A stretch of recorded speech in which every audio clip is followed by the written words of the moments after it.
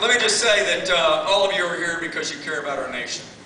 You and I have the privilege of living in the greatest country that the world has ever known.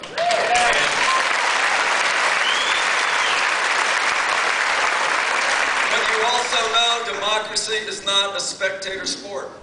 There are men and women in uniform now in Afghanistan and Iraq and many other countries around the world that are defending your liberties, your way of life, and advancing the cause of freedom for people that don't even know what you're coming from.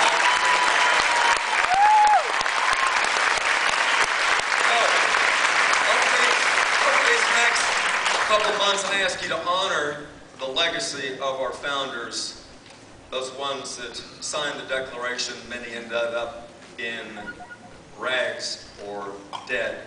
I want you to honor the sacrifice that those men and women in uniform are taking right now, and get out there and be patriots. One of my favorite scriptures is the one from James that said, "Faith without works is dead." Well, the same thing applies in politics, and that is coming to a rally and a convention and cheering isn't as important as going back and acting, doing that hard work of freedom, making phone calls, knocking on doors, putting up signs, going to the rallies, going to the fundraisers.